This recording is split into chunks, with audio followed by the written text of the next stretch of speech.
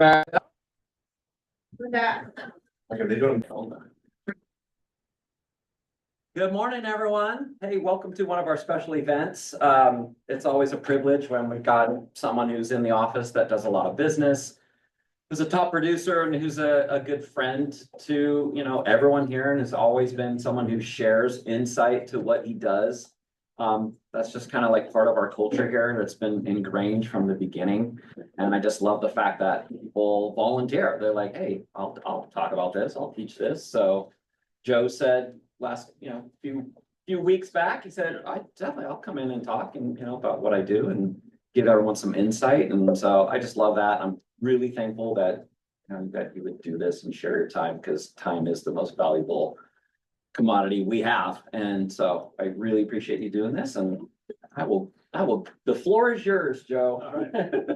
Thank you. Well, I guess because we're recording it, I'll just touch on little things again, just building the business, having, multiple legs or being really niche focused is going to be kind of the primary thing. But, we're doing such a service for our customers here. It's we're really, our consistency and things like that is mission critical to our clients.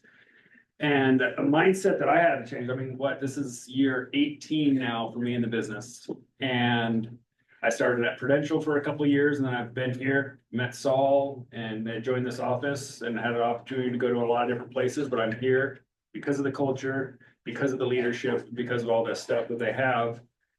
And even after, I don't know, it was a handful of years ago, I was still really insecure in the business.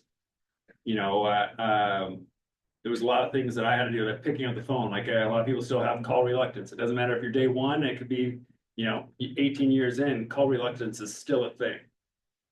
So having a mindset of who you are and why you're calling and being genuine in that is really one of the biggest things actually that's now changed in my last year and a half of business. We are their asset managers. If you had $1 million with a stockbroker and he didn't give you a call and ask you how you're doing or check, hey, do you want to change your portfolio? You'd be pissed at him.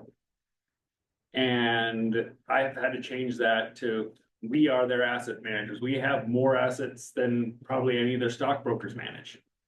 And it is our job to at least call them once a year. So it's not to be a friend, it's not to be a whatever, it's a business call.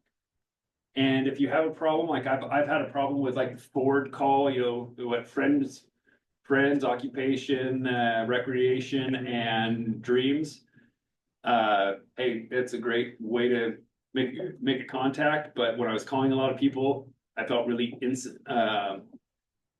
insincere in that, because it's like, okay, not that I don't care, but that's not why I'm calling. I'm calling to kind of see what's going on in their business and going through that. So I've had to change my mindset that this is a business call. This is not a friendship call. This is not any of those other things. This is and it can turn into a friendship call, but it starts as, hey, I'm calling to check in on you. I'm checking in on your house. I'm checking in on you. What's going on? You guys need anything? The market's been crazy, and they're always like, oh, well, I'm not thinking about selling, and I'm not, not any of these things. And I'm like, no, that's great. But, there's been a lot of changes in the market, and, everybody's thinking about their house, and that's great that you're not going to sell, but you need a contractor, is there any projects that you've been doing? Are you curious about your value? Those types of things. And then they'll say no, and that's fine. And then you can talk about all the other things, but getting really genuine in that has made those calls easy for me, because now it's like, I know why I'm calling, and I don't have to be backdooring it and trying to feel like, okay, hey, I'm trying to warm them up to something, and then I'm going to slip in business. Like, I'm calling for business. And not to ask for referral. A lot of people should ask for referrals. I don't, but I find if you keep showing up enough and they don't forget about you, that you don't have to ask a lot. But then it is a strong thing, and a lot of coaches will say ask. So ask if you feel genuine in it. That's really true, Joe. So many people struggle with that. It's like, you would not think it's a thing in our business, because I know you and I've had many conversations over the years too, just about the fact that, you know, people, they struggle to make calls because they don't want to feel like they're selling you, like you're selling your clients and stuff again, and that is always a good struggle. How did you yourself like finally come to the conclusion like, okay, I need to change. I need to kind of flip my script and not worry about myself. Was there like a moment to where it like Yeah, like, clarity came to you? Like what yeah, like I said, it's about a year and a half ago. So in 2022, I had my worst year since 2014. Maybe 2015 in transaction volume. And I was like, what's different? The market's changed, all these things different and changed. And something I was going to kind of talk about is like, it's always evolving. So that's one thing as well as your business. Like that's the one thing that's kind of cool about this business. is if you get a thing in place, it's always evolving. I was like, well, what the heck happened? 2021 was so good that I got away from calling. And then I came into 2022 and I was running the same playbook.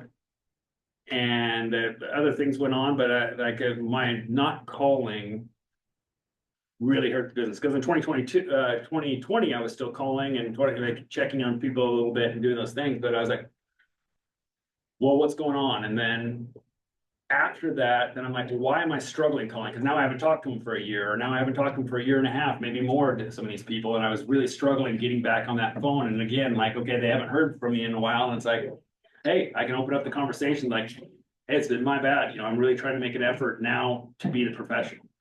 We've had these friendships, we've had all these things, but I'm trying to make a commitment to you that, I am your guy. And that if you have any questions about anything real estate related, as you already know, you can always reach out to me.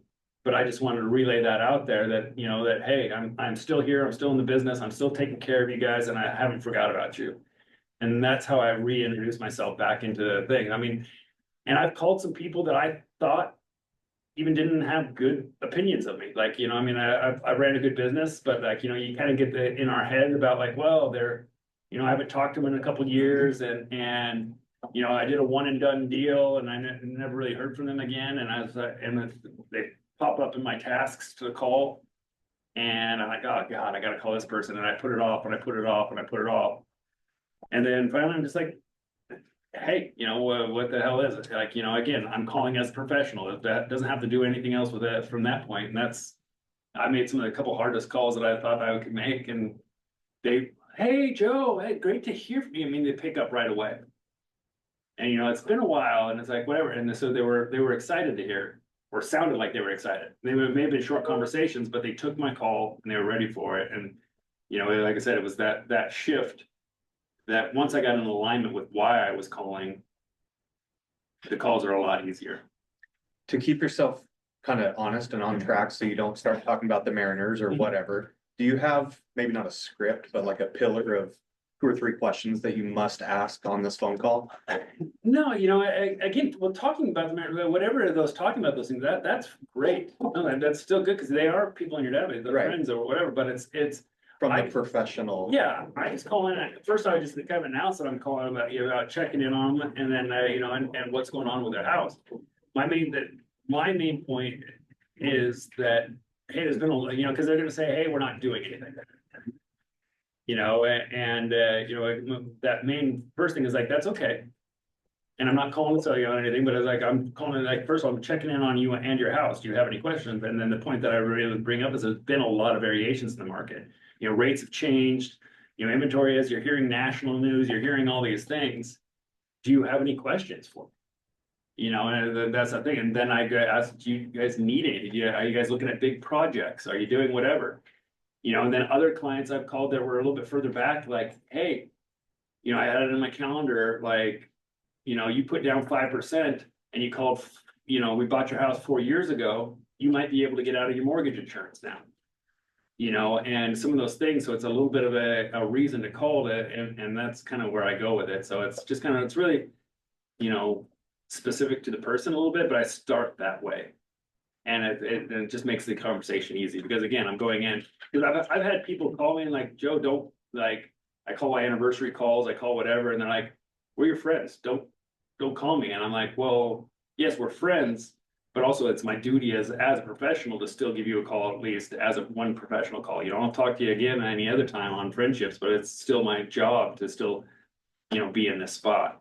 And you know, that was a hard spot for me too for a while, because I've had people specifically tell me, do not call me as the business end of things. And I'm like, you know, now I've had to reframe it and be confident in who I am in that fact to say, hey, you guys deserve this from me, you know, first off, because that's my job to be here for you, and then go into all the friend stuff. And that's just made it way more in alignment. I think a lot of people make that same mistake, Joe. I mean, just from conversations from people, you know, that when they're making these calls to their database, is that they keep it too personal. Mhm. And there's nothing brought up at all about the business. Mhm. And then all of a sudden, months later, you see they listed their home with someone else, and you're like, what happened? I think that can be really hard too, when you've become really good friends with clients, like how much do you weave in business to that call that you make all the time? You know, like I have a past client and she's become one of my best friends. We see each other all the time. I'm like, dude, how do you have both? Well, Right? that's where that time and place is. Like, you know, so the system that I ran when I was running the best was that I run a letter of the alphabet. So I have on my one of my trackers that I have a letter of the alphabet at each beginning of the week. And so, you know, C, D, whatever it happens to be. And when I call those people on that week. So if their last name ends on a letter of that alphabet, so that schedules 2 work calls a year, 52 weeks, you know, and with the days that it works out perfectly with alphabet. So that if you want to stay easily scheduled on that, twice a year they'll get that call. You know, I'm more of a kind of tuned it back to 1 time a year for the most part. I'm trying to like see if I'm going to turn it back up to that 2nd time a year, but you know, I just need to get back at least that 1st time of a year and being that really work thing. But again, if when you call it and they are friends, says, hey, you know, I am calling under kind of my work hat, you know, like you know, and telling again, really making it so that they deserve that, you know, because they bought the house and stuff like that, and really kind of honoring that part of the relationship, you know. And that's the thing. Like I'll say we, but I got in my head that I'm trying to sell them or I'm trying to push something on them or whatever, but that's not the case. Again, you're the professional. It's your job. Again, it's their biggest asset. You know, again, if your stockbroker didn't call you, you'd be pissed. You know, like if they had a $500,000 with them. You know, so, you know, that's, you know, you have to put friendship aside for at least that moment. And then, like I said, then you can go right into the friend stuff. So just a little bit on me, and because I think it is kind of important in some of it. So like I said, this is my 18th year. Started in 2007. That was, you know, sold 5 houses my first year. Thought, hey, this is going to be easy. Next year I sold 1 house. Next year I sold 2 houses. Next year I sold 2 or 3 houses. And, you know, it was a struggle.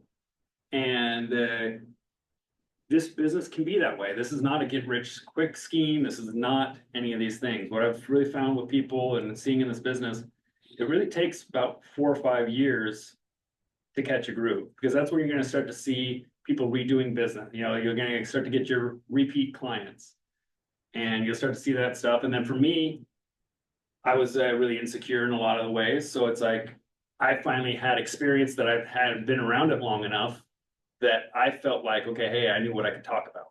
And then my confidence kind of started to show through at that point.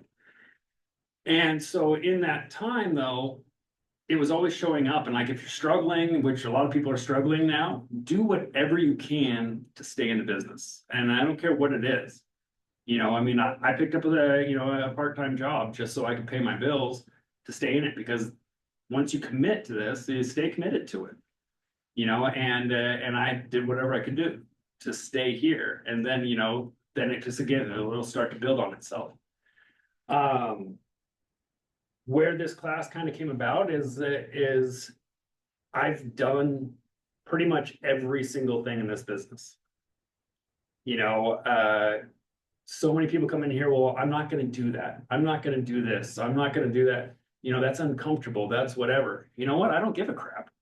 Do it. Try it. Learn it, because what you're gonna get from that experience is gonna be, okay, well, maybe that's not for me. But you don't know until you try it.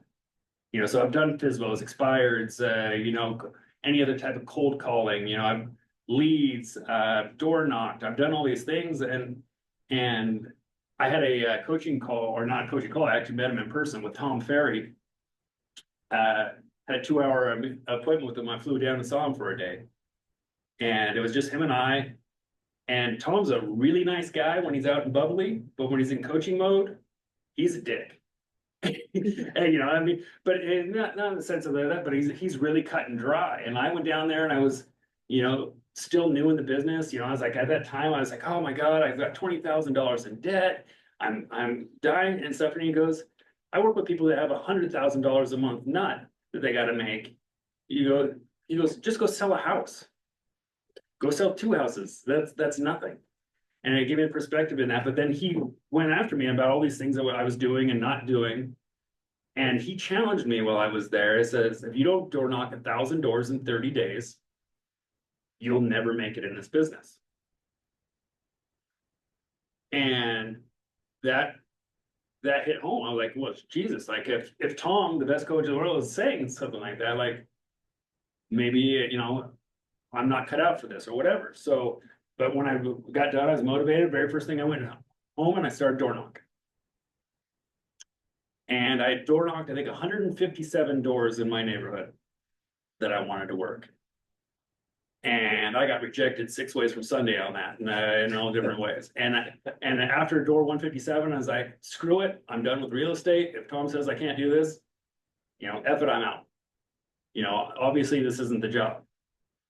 But he said something else that stuck with me. And he said that there's 2 ways to make it in this business. There's sweat equity and there's check equity. And sweat equity is the door knocking, is the cold calls, is the chasing everything. The check equity is marketing. You know, so I found a way that for me worked, is that, okay, I'm not the chaser and the sales guy, and that's not an alignment for me. But you know what? I can market to people and I can find a way to show them I'm a professional and make the phone ring on my end.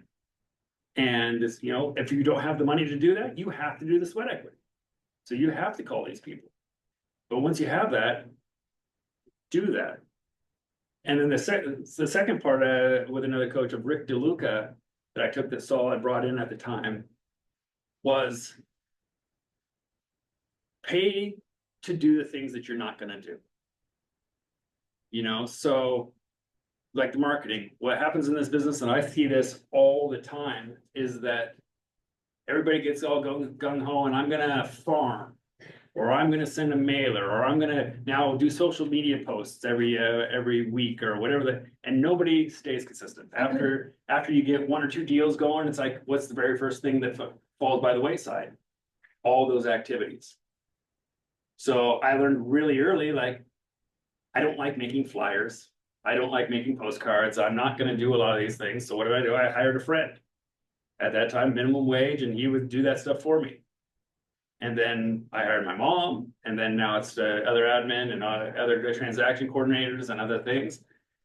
And it's because if they're doing it, now it's their job and it's consistent. And this job is all about consistency. If we don't show up consistent, they're going to forget about you. If you're not calling them, showing up as a professional, they're going to forget about you as the professional. And that's where the biggest thing in my business is now my business is brand and alignment. I have a really, really high overhead business, but I built it that way because for me to operate, I know where my weak spots are and what I am going to do and what I'm not going to do. And so I've built a system around what I'm not going to do. And it takes a lot of money, you know, and so again, that's not for everybody. There's, again, so many successful people that run Streamline. But I found that for me, I can make check equity and I make it work. And I track my numbers. You know, I know, you know, what everything makes me along that way. So I know, okay, hey, is this program making me money or costing me money. And on that, I was gonna talk about this in a little bit, but instead of the touch base on it now is that don't run a program for a month, 2 months, 3 months, whatever. If you're gonna do something, at minimum, do it for 6 months. But I pay for all my programs almost a year in advance. You know, it's gonna take a year for something really to show whether or not it's gonna be worthwhile or not. And you may not get a deal, but you may get calls, leads, conversations from those programs. And then they'll start converting later, you know, and again, this business is a long-term game. So it's like, I always look at, hey, I need business next year too. But run it out for a minimum of 6 months, if not to a year, you know, if you can, because you're not going to see any real results in any short-term thing in this business. Because again, we're not meeting people where we want to be, we're meeting them where they're at. And they're a lot further out on the timelines than we are. You know, we want the bad deal now, but they, you know, they're not ready now. But even when they call us, they're still not ready now. So Joe, I was with Zillow Leads for a while. I was paying probably $1,000 for a year. Got one transaction out of it. And then, I guess what you're trying to say, if you're gonna do something, you have to do it for a year and stick with it longer. Is that what you're saying?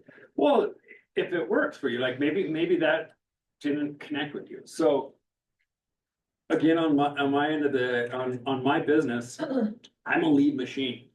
Like I buy leads. I spend a lot of money on leads and lead gen. I've been with Zillow before they were Zillow, you know, in the sense of the conglomerate. Like I bought out Zillow, I bought out Trulia, I bought out Hot Pads, I bought out everything in an area that I wanted to work. I bought every program that existed to be there. I still have Zillow. Zillow is probably my second largest leg of my business. I always get a 3x return, 3 to 4x return on my Zillow leads. Okay. I don't have to close a lot of deals on them because my price point on them are higher. But you know, I'm spending, you know, $2,500 a month on it, but very specific neighborhoods. And they always get me to push them up because I get a good return and they like to see my ROI on it. And I'm like, I don't want to buy more. You know, I know what numbers mine produce and I'm happy with those numbers. But, and then when you go into and building your legs of the business, it's having a system for those. So it's like, you know, like Zillow, you know, no matter what type of business you got to really put yourself in the place of the consumer that you're dealing with. So like your sphere, it's a little bit easier. You're just having conversations and, you know, you can do that type of stuff. But in leads most leads, you're catching them at the very top of the funnel. Yeah, I had the wrong mindset. Yeah. Because I was working my database, so I was like, Zillow took much longer to convert. Yeah. Those leads is probably 6 months or 12 months. Yeah. To convert. Yeah, well, I've been working with people for 5 years. That, you know, and it's like, again, like when it's their time, it's their time. But, you know, that's you know, getting them to see it. But, you know, that's what I learned. But the other thing on leads is like, what I learned in this business too, and we did market leader, and I was one of the first on the lead game of just generating leads online. And everybody that comes in, you start to hear like qualify them. Are they pre-approved? Do they have this? Do they know what they're gonna do? You know what? You just talk yourself out of business. Yeah. Because they don't know you from anybody. And you have no right to ask them those questions really. Because they don't know you from anybody. Like, you know, there's nothing there. So what you're doing is you're qualifying a person that doesn't know you and hasn't built a relationship with you. So you're just talking yourself out of business because all they want to do is see a house or have a conversation. Right. So how I started to really succeed on every lead, well, I knew everybody else was like, oh, you're not pre-qualified. Call me when you're pre-qualified. I'd show up to the appointment. They'd say, I'm not, I don't care. They'd say they have an agent. I don't care. Back then, that was back in the time before the agreements. I don't care because I didn't have appointments and I needed conversations and to meet face to face. And I win face to face. Yeah. And, you know, so again, depending on the leg, you need to look at it differently of why you're showing up and what's going on. And I can tell almost anybody in here, if you don't have appointments, I don't care what they say, go on the appointment. You know, until until your schedule's so full that you don't have it, don't overqualify. You know, and then once your calendar's full, then qualify. You know, and then they go through that part, but you know, like, again, that's where everybody fails on leads, Yeah. they just overqualify, because, you know, they don't wanna go out and waste their time, yet they're gonna sit on and watch TV for a little while, Yeah. because they got no appointments. Yeah. So, But we were in the good market. So everybody was teaching, you gotta qualify, you gotta be more efficient with your time. So when Zillow Lead came in, You were doing the same. that's what I did. yeah, But after the market changed, you know, I would go on the appointments without qualifying, meet them at Starbucks, have a conversation, do the home consultation and stuck with them and they ended up buying a place. yeah, because that's again, like, when you're dealing with leads are typically 6 months to almost 2 years out.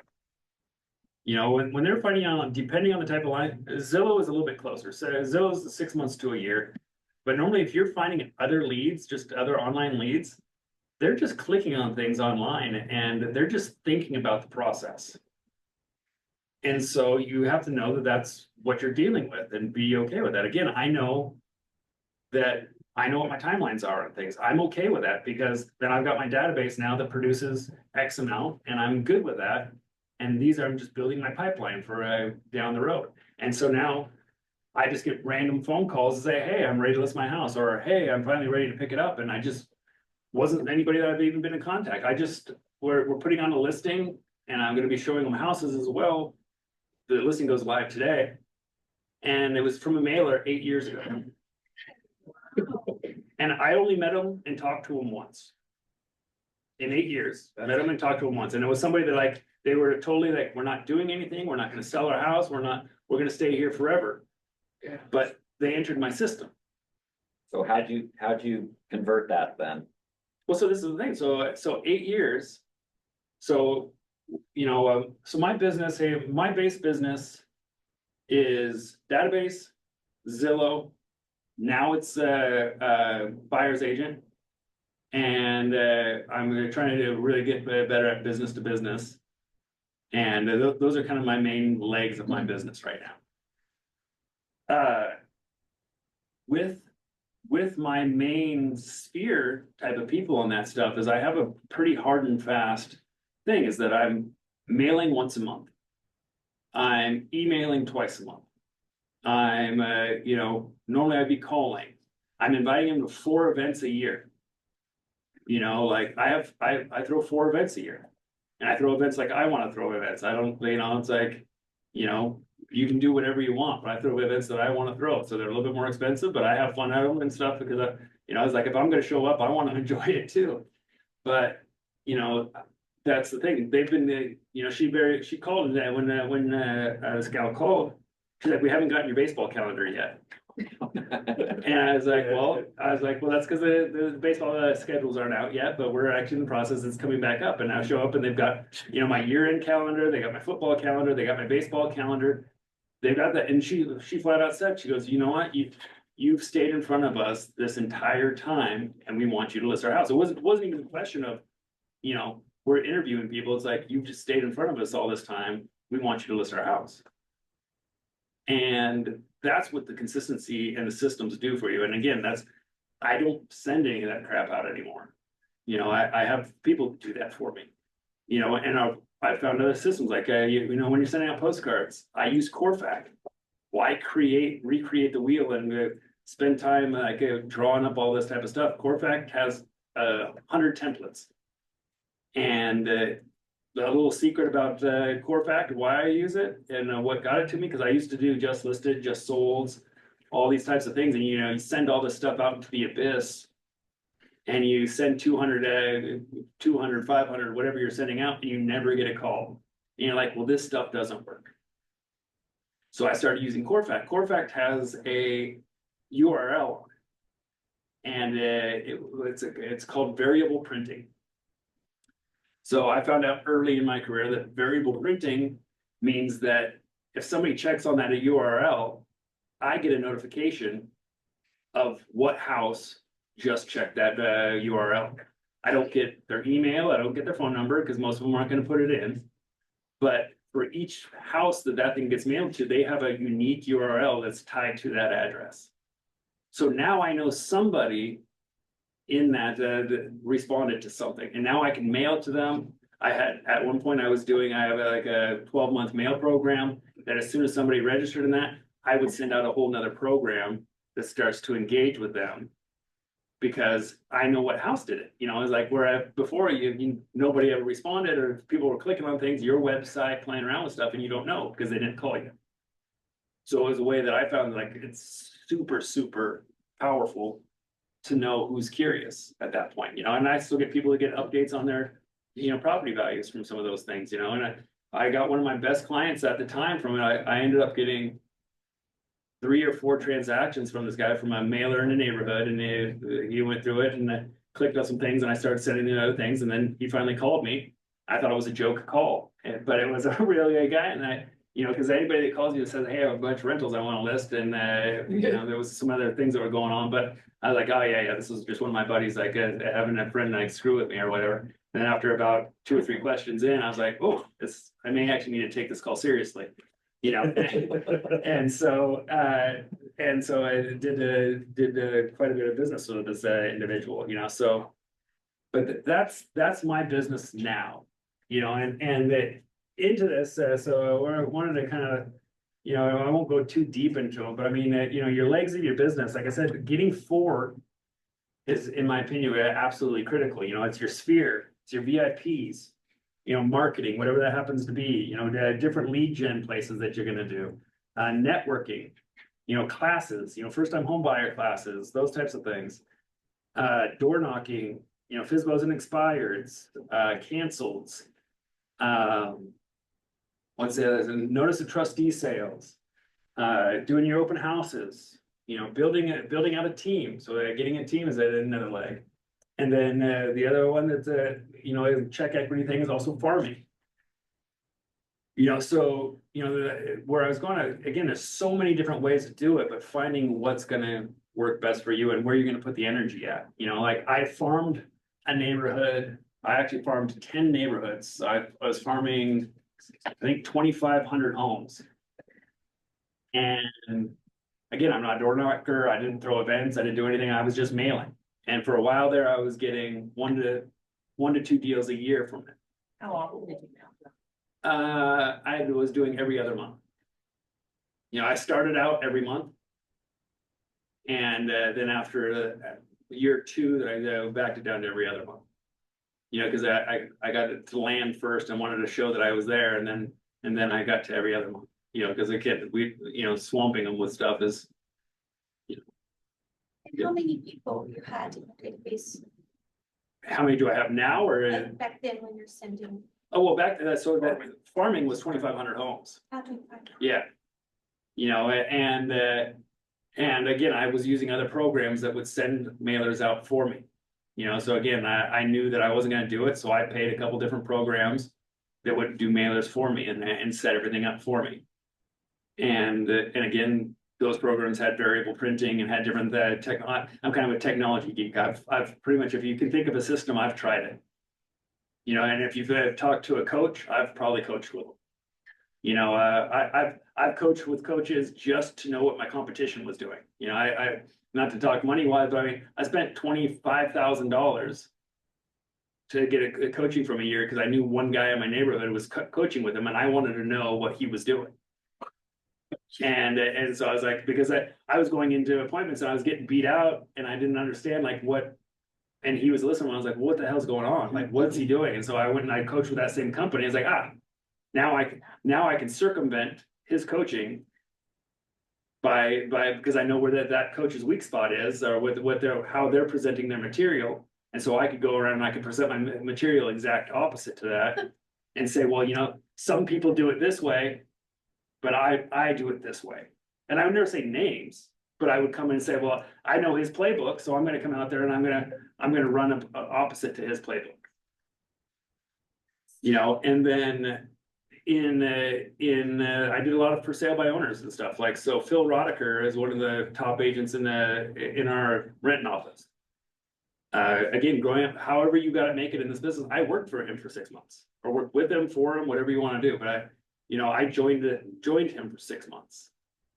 And I wouldn't be where I'm at today if it wasn't for that experience.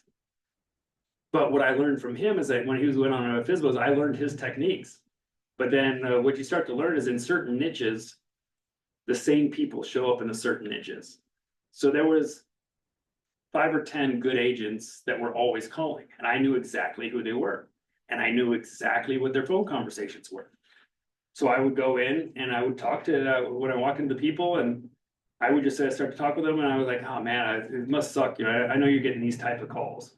These people are calling you, those people, these that, all these people that are having all these types of conversations with you, and you just want to get your house sold. I know, and but I would disarm them from everybody that's already called them. And then what that did is then they're like, oh shit, he knows where I'm at. And that's all that they want to know, is that you know where they're at, not what they're trying to do. They want to be heard. Yeah. Hey, Joe, a lot of brokers think that they're a lot busier, right, than they are until they look at what they do every 15 minutes. Yeah. You want to talk about that? Yeah. Situation? Yeah, so I had a coach, a buddy of mine's a lender, and he's got a coaching program, and I joined into one of his coaching programs for a while. And for 90 days, I was supposed to track what I did every 15 minutes. I made it a month. But I mean, every 15 minutes, was what I was doing. And I was like, oh, hey, when you think you're going to get coffee, you're going to go and make your coffee, which you think is only 5 minutes, is a half hour because you've talked to a bunch of other people out here, or you've done whatever. And when I started, I was like, holy crap, like, I'm really not doing anything towards my business. I feel like I am, because I start it and then I go off and I do something else. And so it was just an eye-opening thing that, like, okay, wait a second. Now I'm not a time blocker. Time blocking works for a lot of people. Well, at least specific time blocking. I kind of have my mornings are time blocked in a sense of like, okay, hey, I'm doing, I get up at like 4:40 in the morning. When I get up in the morning, now I listen to a couple podcasts. I'm stretching. I'm making my coffee. Maybe I go work out, and then I meditate and maybe read something, depending on what I got going on. But that's from 5 to 7. And because I like the mornings, because you see in this business, there's nobody that calls me in the mornings.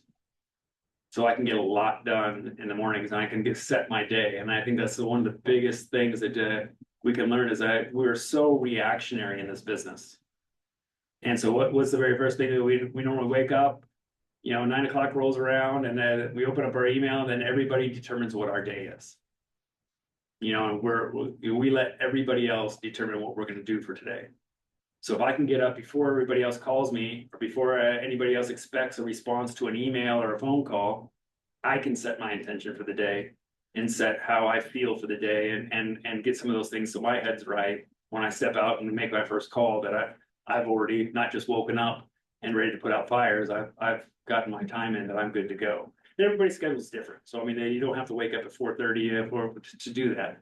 But you know that 9 o'clock is when agents are getting out of bed. A lot of them, and decide that it makes the call. And by the way, if you call me at 9 o'clock at night, I'm going to call you twice at 4:30 in the morning. So there's no reason to be calling people after 9 o'clock. There's just, in this business, there is zero reason to be calling anybody after 9 o'clock. What was that, Joe? Can you say that louder? Yeah. There's like, all your timelines on your contract end at 9. Getting the calls.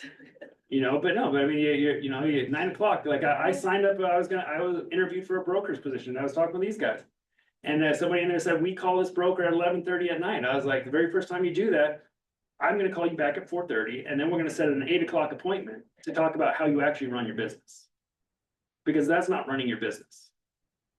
You know, now if you want to work at that time, that's great. But calling people and trying to put that out at 11, that's, you know, what's getting time done at that time of day? Nothing.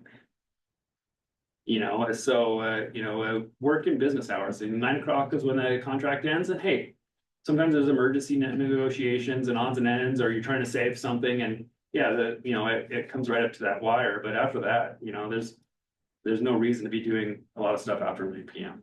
Unless you're just a late person, like my new ad, she's late, I'm getting text, I told her it's okay to text me and send me messages, just don't expect a response. Cause she likes to do a lot of work at night. And I was like, okay, well, it's fresh on your mind, send me an email or text, it's fine, but I'm not gonna respond to you. You know, and, but it's setting those things like, but I do make sure that she's on my 8:30 in the morning calls, like, I don't care if you're up till 1 o'clock in the morning. We have an 8:30 call, you're on the 8:30 call. So, questions about any of that stuff? Joe, you mentioned if you're gonna do something, you're gonna do it for a year out or more. Mhm. Let's say if I wanted to get back to Zillow. Mhm. So let's say an amount that works for you is 2,500. You're saying that just pay for that for a whole year? Well, I mean, whatever your budget, I mean, just budget for it for the year. You know, I don't pay yearly, I pay monthly. You know, but I sign the contract and I commit. And, I'm gonna run out the contract and see what it is. You know, but again, if you're gonna try something. If you haven't experienced it or know anybody that has. Again, you're not gonna work the leads right, most likely at first. You know, like a lot of these things, so you're gonna find your way, that's why I get a year is good, because now what are the calls that I'm getting? What are these people at? Why are they calling me? You know, or why am I calling back to them? Like, why are they on my website? Like, I was doing a lot of like pay-per-click leads and different types of stuff, and they are so far out. Yeah. That, I got burned out, but what I did is I just produced more leads. I was getting 100 plus, between 100 and 150 leads a month. Is what I was buying. And at that time, why I did that is kind of, I'm lazy in one aspect, is that I figured out that I'm a low hanging fruit type of guy. I'm not gonna call you for a year or 2 years every quarter. You know, I was like, I'm trying to find the one person in that 150 that wants to engage. Yeah.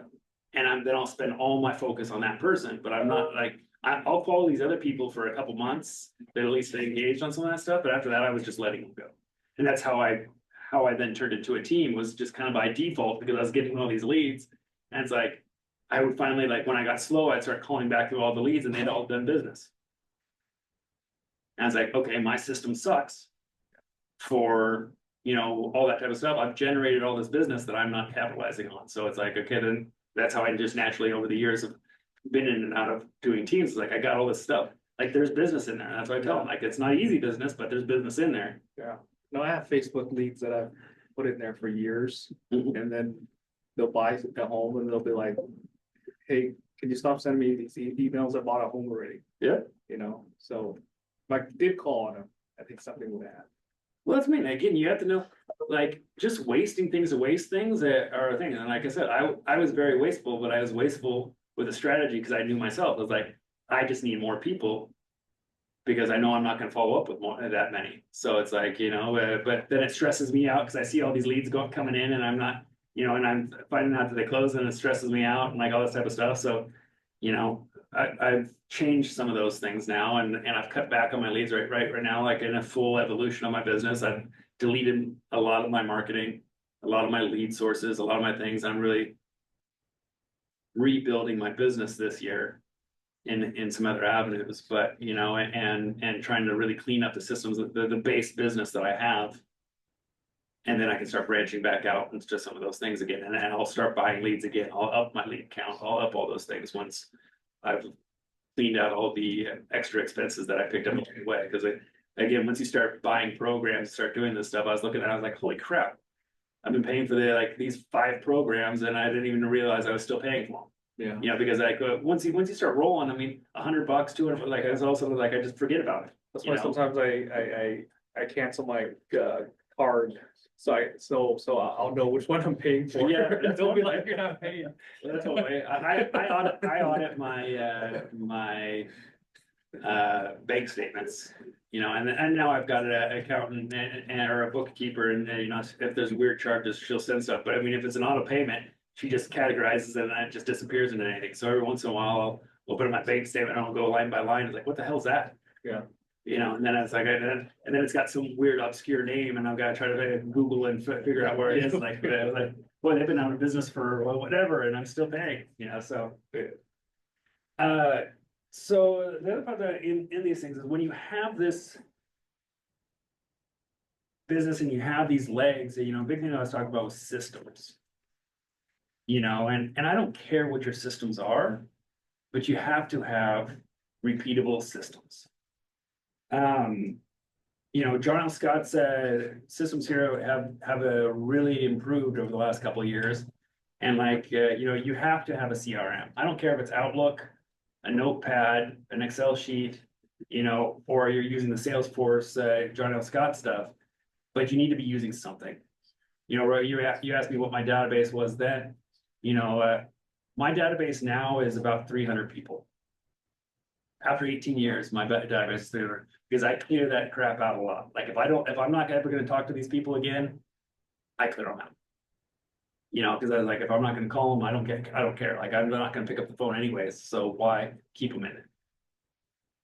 A quick question. Yeah. On the core fact, Yeah. going back a little bit. So you're sending how many? I normally like for just listed just solds, I send 200 around houses. And then Corfact, I was using another program as well as Corfact, but I was sending 2,500. You know, but again, at 2,500, I was only getting 1 to 2 deals a year. Depending on how much. That's not a lot, but how much you're spending, but then I was looking at it as I was doubling my. Yeah. You know, the thing about prices now, one house pays for just about any program that you want to do. And that's how I've looked at it. Like, if I'm gonna spend $12,000, I'll spend $1,000 a month just to try something, because one house is gonna make you $12,000 most of the time now in this market. So all you need is one and it's paid for itself. Feels painful when it's a month 11 and you haven't gotten anything, but then finally it kicks over and you get the one and it pays for it. And then you're like, well, that wasn't really worth it. Well, was it? How much other pipeline did you get from that? You know, what was that building out? You know, and normally I've talked to 2 or 3 people. And so now I've got a pipeline for next year. Now that'll just compound. So now I maybe have got 1, maybe I'll get 2. You know, and so, you know, that's where in that thing. It's an average 1,000 a month. Yeah, I stopped farming. You know, I stopped farming because I didn't want to participate in those neighborhoods any more than that. And the market where I was at started to pick up a couple like heavier agents that came in there and were marketing more around the area. And so I was losing out. Like I'd audit my farm and see who the top 5 agents are in that. And if you look at most farms, there is no such thing as a top agent in there. You know, as you see now, everybody does something. We all think that there's a dominant agent in it. I said, well, you talk to Chase about, you know, getting your farms stuff done. Do an audit of where you want to mail. First off, is there a turnover greater than 6%? You know, who are the dominant agents? And you think it's somebody. You go and look at it like they've done one deal, but just because you know them and you've seen them around, you think that they're the dominant agents. Most people haven't done dominance in any area. I just have to interrupt here. Also, like for example, Rosie Rourke owns Fairwood, right? Mhm. Are we just gonna roll over and give her all of Fairwood? Yeah. Come on. If Well- that's what you want, then let's go get it. Yeah, that's Yeah. well, it's that way, but it's also then when you're starting, why start with a dominant force? Yeah. You know, spread into that market. You know, what's going on? Why go head to head with one of the best? You know, why mail in to a neighborhood of, you know, I can't think of somebody else at the moment, but there's another gal that's in Rosie Rourke's farm. Lori. What? Lori Clark. Yeah, Lori Cast. They are there forever. I lived in their farm. I was getting their stuff. You know, I didn't care, but I mean, you know, it's, so it's like, why fight an uphill battle when there's so many other neighborhoods? And you can be on the skirts of all those neighborhoods and they don't want to do it. Most of them are doing it by price point. This was, again, my model. Everybody wants to be the millionaire house sale agent. I want to go into this neighborhood. I want to mail Lake Sawyer. Okay, well, there's a couple agents that do Lake Sawyer because I want to say I was sold, you know, these $1 million houses. Less turnover. Turnover is 2 to 4% typically. And so my bang for my buck is not going to be there. I'm competing against a bunch of other agents that want to mail it. Whereas at the time I worked a lot in Maple Valley, so I did Elk Run. I did Cherokee Bay. I went to the cheapest neighborhoods that nobody wanted to deal with, and I marketed to them because they're not getting any marketing. But those are the highest turnover neighborhoods because and then I'm getting 2 deals for every 1 deal there because they're moving out and moving up. And that's how I've gotten to be a higher end agent in a lot of things is that I targeted move up buyers or move up sellers. You know, and I was really looking for the people that had something to sell that were going to be going to that next echelon. You know, there's a lot of people that do first time buyers. I never went to that. I was like, most first time buyers are lower price points. I didn't want to go that route. You know, so I mean, it's a great way to build a database and get rolling and doing that. But then I was just like, I want people that are moving up. Because not only that, I get 2 sales typically. So, you know, you have to have a strategy when you're picking these plans. You know, and it doesn't have to be rocket science, but you just have to know what you're getting into and why you're getting into it and what the long term is. Like we were talking about Zillow. Like I bought Zillow. Saul, every time I met with Saul, he's like, that's a waste of money. But I bought Black Diamond and Lake Sawyer because I didn't want to mail Lake Sawyer. But when I bought Black Diamond, I got Lake Sawyer in Zillow. And so I would get the calls from the main listing agent. At the time, there was one listing agent that listed almost all Lake Sawyer homes. Every time that she listed, I would get all the buyer calls. So then I'd start selling $1 million houses outside the area because I knew that she wasn't going to spend because she was too good to spend on marketing. So I would spend on the marketing and just take from that avenue. And again, I think about who I'm going against and what they're doing more than and then I build a plan around what I know that they are or aren't doing. You know, and then just on something that I think that everybody should do, because the thing is, I didn't do a database for 5 years. My first 5 years of the business, I was so insecure in who I was because I'd done a bunch of different things. I was 27 when I started in this business. I was like, I'd done 15 other jobs up until that point, and they're like, okay, why are they going to want to talk to me? I don't know anything. So I didn't start a database until 5 years into it. I should have started a database earlier. You know, whether, you know, just because then they would see those things. My business really multiplied when I started to do my database mailers. You know, and then I started doing events. I started with one event. My very first Christmas Santa holiday party was, I think, 8 people at the top of a coffee shop. I brought in Santa and we took some photos, but we sat up there and it was only 8 people. Now this last one was 150 people, and you know, it was standing room only. And you know, we actually normally you have like a 10% that don't show. We had 10% that weren't registered that showed up. You know, so it's you know, and it went from a round table where people would just come in, take their pictures and leave. Now people show up 15 minutes early to make sure that they get a table. So it evolves, but you know, you need to start somewhere. And if you don't want to call, again, events are great. I'm not a sales guy. You know, we were talking about the other things. Like I don't want to. It was not an alignment for me to call them and say, hey, I'm in real estate. You know, who's looking to buy or sell? You know, I did an event and I got to see them there, and I just built a relationship that I keep showing up as a professional now that's putting on events that they come to, and then the business comes from that. So, but you know, I would really say get on your database, get in you know, John L. Scott's got a bunch of free items. I'm kind of brand agnostic. I buy all sorts of other programs because I want my programs to do specific things. So I spend money on other programs. But John and Scott's new ones that are extremely powerful. You know, if you're not using anything else, use that. You know, use it just for its market updates. You know, I still use it for market updates, still, I take everybody from my other database when they come in, I put them into that just to send them the market updates.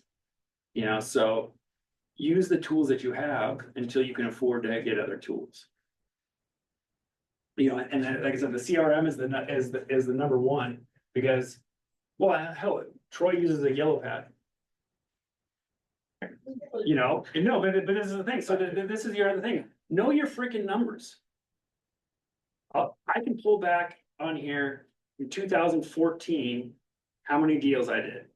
And then from 20, I think 17 or 18, I have how many deals I've done every month.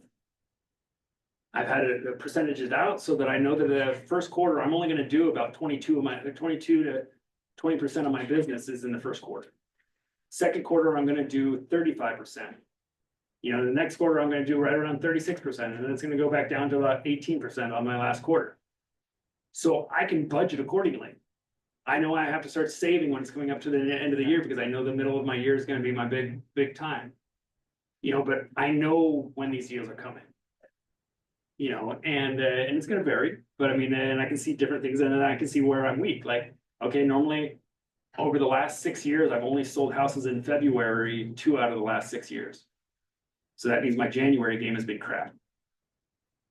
You know, really, it's probably my December game's probably been really crap, because most businesses 60 to 90 days out. So I probably need to work better in December. But know your numbers on that stuff. So track these things. You know, track when your appointments are. Know what's important to you. Like, you know, a lot of people are like, we teach the core in here. Core is great. Didn't work for me. You know, because I'm not going to track how many people I'm calling for today, because I know I'm not going to call a lot. So it's like I beat myself up for not making my calls for the day. But I know I have to have 5 appointments a week to hit my numbers. So if I'm not hitting my 5 appointments a week, I know that I need to be doing these other activities. So then I step up my activities, and I don't necessarily track those activities, but I know if I don't have 5 appointments, I need to be doing other things. And so if I don't have if I'm down to 4 appointments, I count open houses as appointments. If I don't have appointments, I'm going out and doing open houses. 18 years in the business, I still go out and do open houses because I don't have an appointment for the week. I need to be where people are. So Joe, question for you, if, knowing what you know now, all the history of, you know, from the business, and you were just starting over, but you've got that knowledge of all the things you've done, all the mistakes and everything. If you were like, I need to do I want business, you know, what would you do immediately? What's like the kind of 3 things that you would just like dive straight in and implement and say, I'm gonna do these things, and this is gonna actually get me some business the fastest? First is call the people you know. It's free. You know, call them. You know, don't get out of your own head. Again, you're the new professional. You know, find a reason that says, hey, this is my new endeavor. Hey, you knew how hard I worked and what I did before. I'm bringing that energy and knowledge and experience to what I'm doing now. You know, and then leverage the office. You know, we're at the top office in the MLS. You know, we produce this amount. Like, use the leverage of the office. That's where like Jonathan Mendoza in our office works with me now. Like, he's told me multiple times that he's much more confident because he can go and talk to them about what I'm doing. So he can go and we have all these resources, we have all this experience, we have all this knowledge, and he doesn't have to like be like, oh my God, what do I know? Like, he doesn't have to know anything. You know, you don't have to know as much. And then you grow within that point, because then all of a sudden then you're having these extra conversations. But leverage the office and leverage what you got going on there, because you are in one of the best offices in the state by far by training. I mean, again, I get calls every day about going somewhere else, and I stay here. You know, then, you know, if you can, mail to them. You know, I'm a big believer in meeting people where they're at. Call, text, email, you know, social media, you know, because everybody has a different tactile sense that they connect with. That's why I still send out calendars. That's why I send out all those things, because certain people want something hard. Some people will just throw it away automatically, and they want an email, so I got emails coming to them. You know, I'll text them, I'll call them, you know, but I'm using every form. And if they don't, this is the other thing, if you don't get them, leave a voice message. I had clients that I called for 4 years and never talked to them once in 4 years. I was like, this is the most pointless call I've ever done, but I left them a voicemail every year. Finally, they called, hey, well, you know, we need to sell our house. Okay, great. I thought you guys were pissed off at me or whatever, but I kept showing up. But I mean, but I was mailing them as well and stuff, but they just weren't the type that was gonna answer the phone. We got everybody here, like, most people don't answer their phones. Leave them a voice message. They're still gonna check it. You know, so, you know, get out of your head and just do the activities. And understand that you're not doing it to get business today. This business does not work that way. You will, in my opinion, this is my own strong, you will fail in this business if you expect your activities of today to create business for you today. It doesn't work that way. You're building a pipeline, and you never know when those people's time is right for them. You just need to be in front of them when that time is right. And you know, that's in my opinion, where you can be like Saab and show up to events and you know, be the master of his network, you know, but you know, just show up and be present. And I think that's why I've won in this business, is that I'm present. You know, like again, when I got into the business, I had no business for those first 5 years. But I would go to the gym at 5 o'clock in the morning. I'd show up to the office at 6:30 and I'd sit there. And I'd wait till Saul to come in. I'd wait till Jim to come in, and I'd have conversations with them. And then the top producers would start showing up, and they'd see that I was there every single day, and I'd get time with them. And everybody would start to, I got those conversations because I just continued to show up every day. And then I would try everything that they told me to do. I tried it all. Because I was like, well, whatever I'm doing, I'm not doing anything, so I might as well do something. You know, and then the last piece of that is open houses. You do open houses. You know, there's no reason not to be doing open houses. And even if you get one person in, like, you know, don't come into the office. Do a Thursday open house. Find a vacant house and make your calls from a vacant house. You know, you're not going to sell a house sitting in here. I can tell you that most of the time. You know, you're going to get the knowledge. So, you know, show up to the office, but you're not going to sell a house sitting here unless somebody calls you.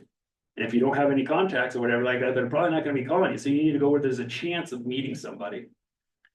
So go sit a vacant open house and do your calls from there. Do your mailers, do your marketing, do your social medias, do whatever it is from an open house. Because even if one person shows up, that was one person more than you had to talk to the moment before you did the open house. You know, and if you got 0 people through, at least you got some work done on your, you know, don't sit on Candy Crush like I do and play Candy Crush most of the time, you know, but, you know, go through and actually go out there with an intent. And if you're going to go out there, don't put out one sign. You know, I mean, just because it's on the corner and the house is on the corner, you put out one sign. How freaking lazy is that? You know, it's a pain in the ass to put out the signs, I know, but go out and however many signs you have, put them out.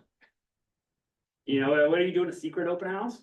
I mean, it's like, you know, it's like, you know, you want people to show up, right? So put out some signs, you know, I mean, most people are going and following you from online, but, you know, a few people will still show up from just the signs. And if it's the neighbor, it's not a wasted appointment when a neighbor comes in. Talk to everybody. I don't care if they've got an agent or whatever they say. Again, you have no relationship with these people. No, take everything that they say with a grain of salt. Because I've done more business with people that said that they have an agent, that said that they've, you know, that they're not going to use me or that they're going to do those things, from me just showing up as the professional. And I know for a fact now, where I'm really confident in myself, is 99% of what I do, most other people aren't willing to do. And I can have a conversation because I've taken classes and done everything that are what other people don't know. And so when I show up authentically as myself, I have a conversation that I've never heard this stuff before. And so I know if so I don't care if they have an agent, because I know their agent isn't having the same conversation that I'm having. So, show up to the classes, know your numbers.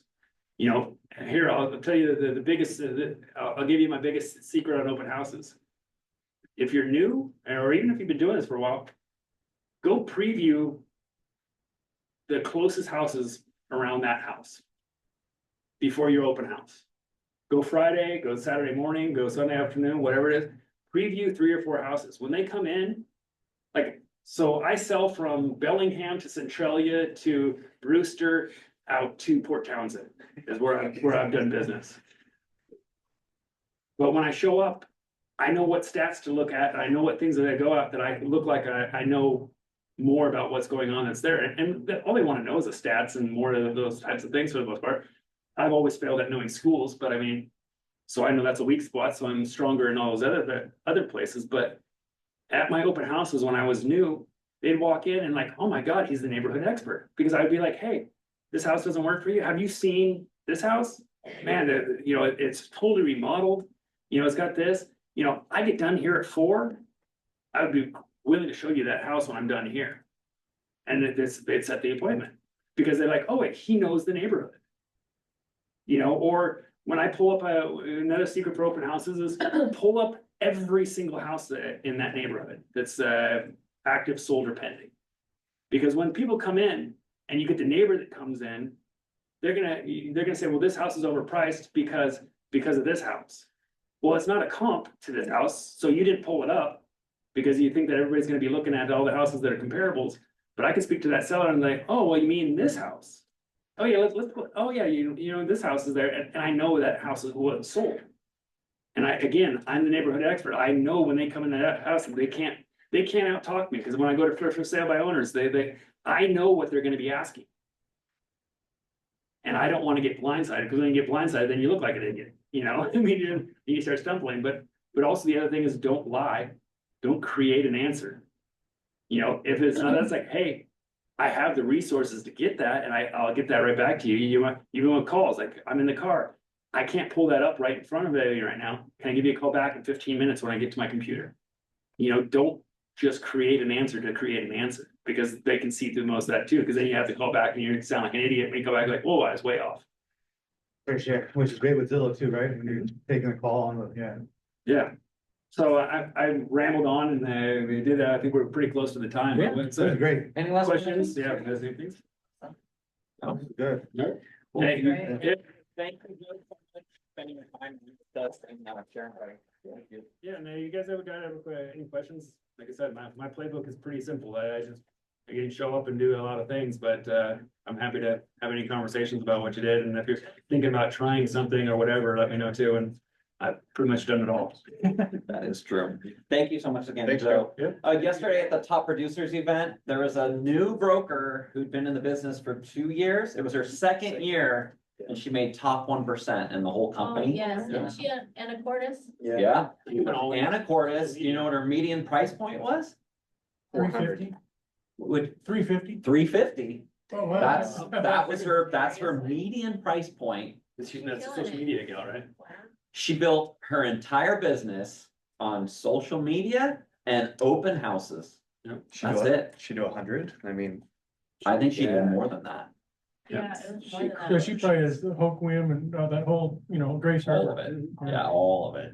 Yeah, I didn't talk about social media because I don't really do it, but everybody's I watch Jonathan that's on my team. He does it, and that he gets people like now contacting him from social media. I do social media as I have to, and not because I want to, and so I just put out crap that makes it show that I'm present, but I don't get any business from it because I don't attack it like a piece of business. But maybe I should. I don't know. Cat videos. Yeah. Flip video, Joey. Yeah, there you go. Slow-mo. Yeah, yeah. Well, thank you again, Joe. We really appreciate you doing that. Big time.